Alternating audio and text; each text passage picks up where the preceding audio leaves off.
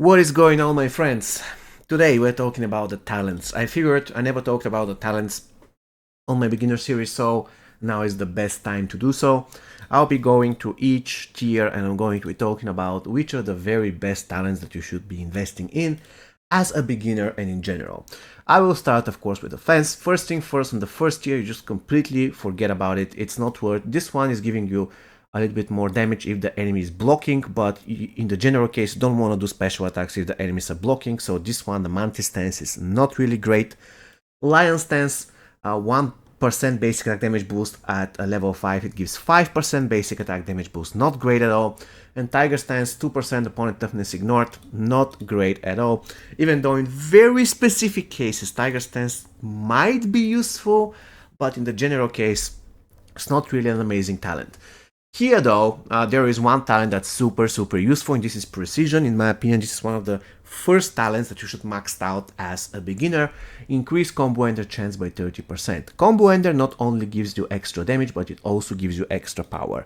So at the end of the day, Precision is one of the very best talents in the game. The second one is Opportunist. This one is also very useful if you decide to put people into stun loop, especially if you're doing it with more than one Scorpion. For instance, if you have two Scorpions and you're tagging in between them and you're keeping the enemy stunned, this talent can be quite good because it's going to increase the damage they take by 50%. Also, it is worth mentioning that there are certain characters that simply don't really use combo enders that much, characters such as Classic Rain, for instance. In the general case, you don't want to use combo enders because they will destroy your special one chaining, and as I mentioned in the example before, if you're doing stun loop using more than one Scorpion, tagging in and out all the time, you don't really need combo enders, so in certain situations you wouldn't need the Precision talent. In Gambler, quite frankly, I never use that talent, so the general case you have to go for Precision, but in certain situations this talent will also come in handy.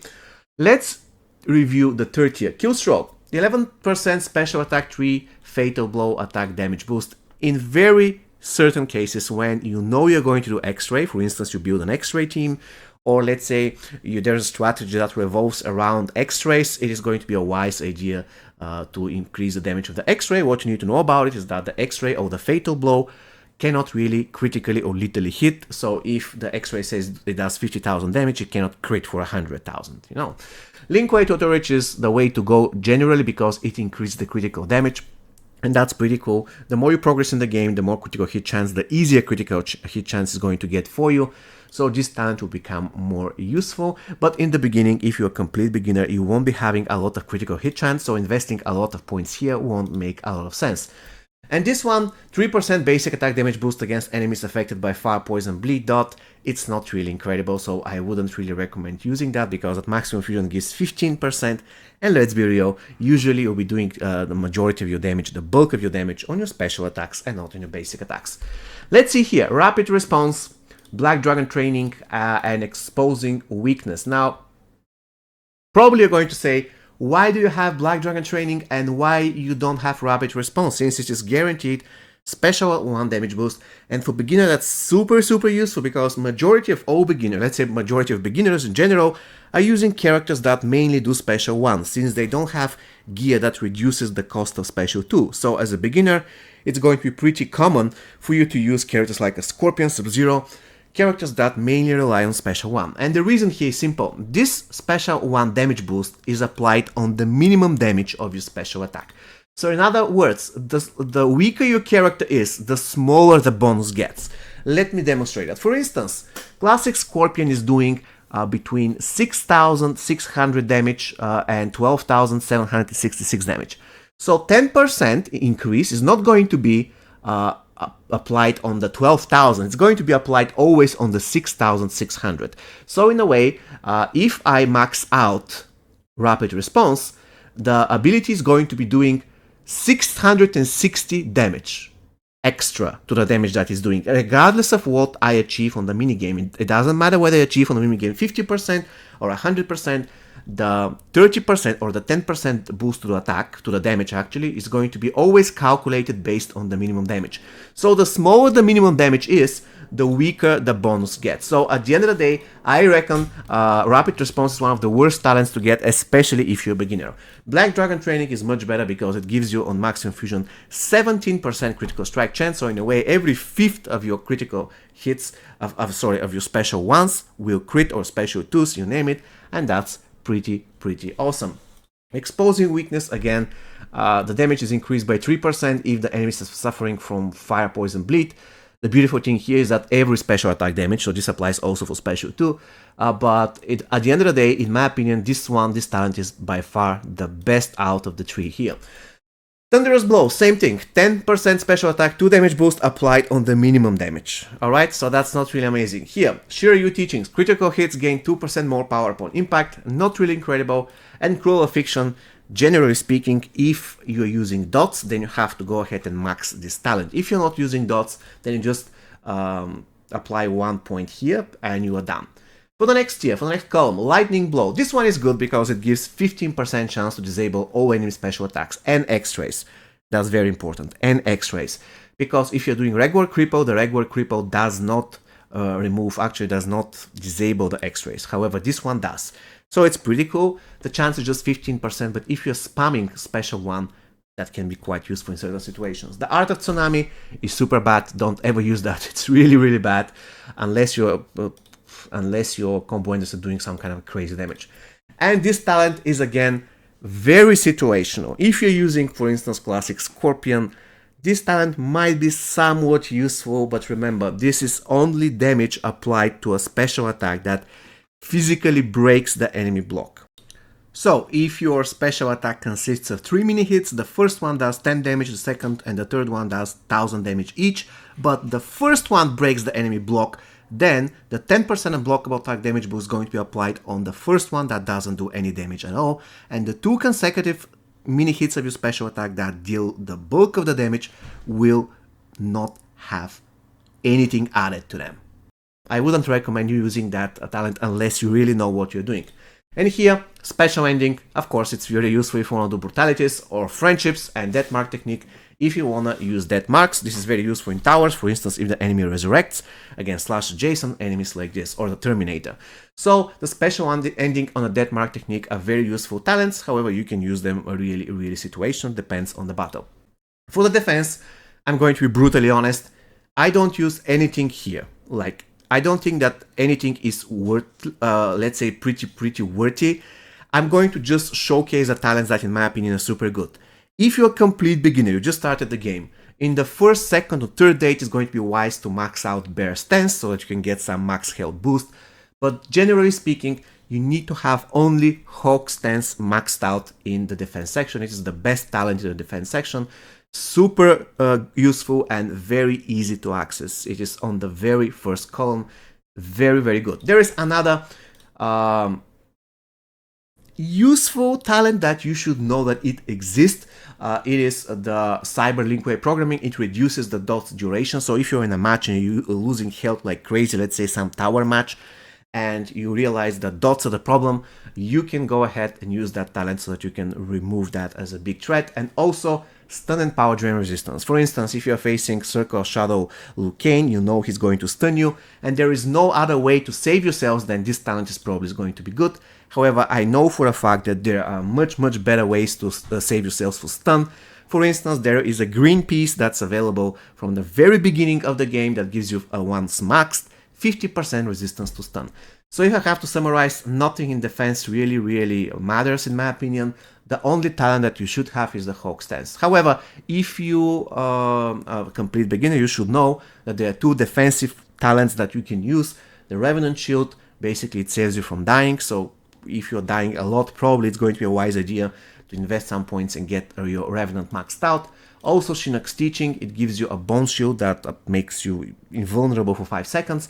So those 2 talents are also good, however, they're chance-based, so in a way, the best way to make sure that Revenant triggers a lot is by dying a lot, and the best way to make sure that Shinnok's Teaching triggers a lot is by eating special attacks a lot. So if you are dying a lot or eating a lot of special attacks, probably you're doing something wrong.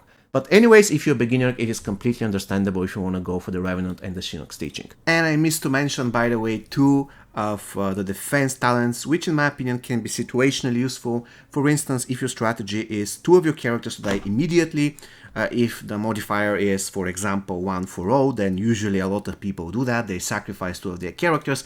If this is the case, then Shaolin Last Stand together with Nightwolf Chain Lightning makes sense, so you can use them. In a way, you will power drain the enemy team, and your last surviving character is going to gain unblockable attacks and 1 bar of power, which is pretty cool, and in certain situations can be quite useful. So let's continue with the support section. First one is the Horse Stance, 2% power generation boost for inactive characters. In certain situations, this talent can be useful. The next thing is Mongoose Stance, recovery boost. Again, if you're playing Faction Wars or Crypt, again, this talent will make sense. And Boar Stance. If you're doing stun loop with Scorpions, if you're doing any type of stun loop with any character, then Boar Stance is the way to go, because the shield break is going to be super useful. In this particular setup, I'm using mainly Classic Scorpion, and Classic Scorpion doesn't have stun, so that's why I haven't invested anything here. But if I try to use other Scorpions, I'm going to remove some points, for instance, for Black Dragon Training, and I'm going to invest them in the Boar Stance, so that I have chance to apply the shield break, which is super useful. Teamwork, occasionally useful, but in the general case, I don't really like this talent that much. A little bit of a history lesson when it comes to MK Mobile.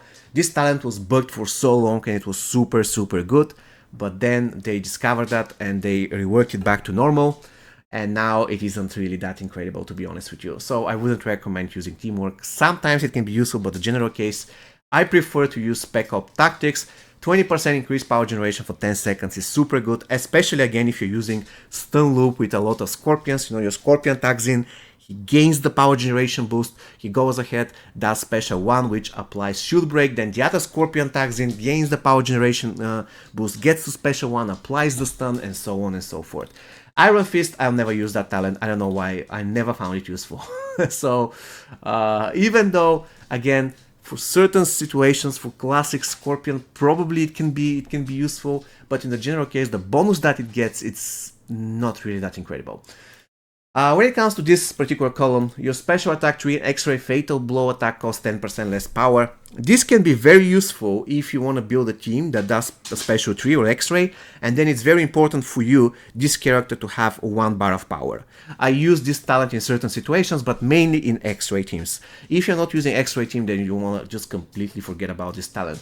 Warlock spells, I never really use that, to be honest, and focus, the same thing. Damage against resurrected enemies can be very useful in very specific situations. For instance, you're fighting annoying Terminators or Jason, stuff like this. But the general cases, I don't find any of the talents in this column particularly useful, unless I'm dealing with something specific or I'm using some specific team. Meditation, though, it is pretty useful talent, especially for special 1 spammers, especially for beginners. So if you're using any type of Scorpion, this is the best talent. If you're using Sub-Zero, any character that mainly relies on special 1, this is the talent for you. And there is no chance here. Your special 1 is guaranteed to cost 15% less power. Combat Veteran, this one is very useful for characters that have high toughness. So in a way, if you have this talent maxed out on a character with very high toughness, and the enemy character crits, then you're not going to take almost any damage. It's super useful, but again, in very specific situations.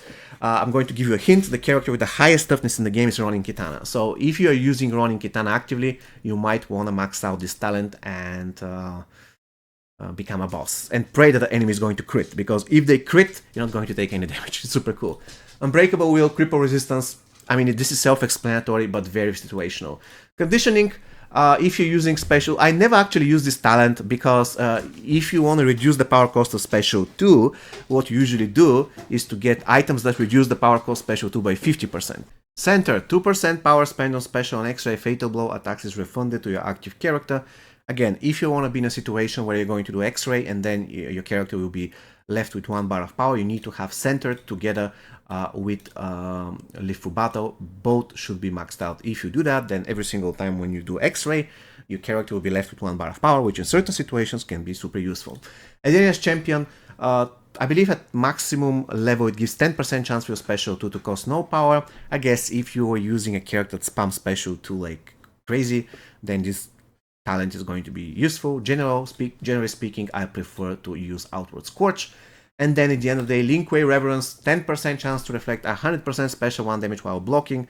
I never use that. And this one, 4% chance to reflect 100% special 2 damage while blocking.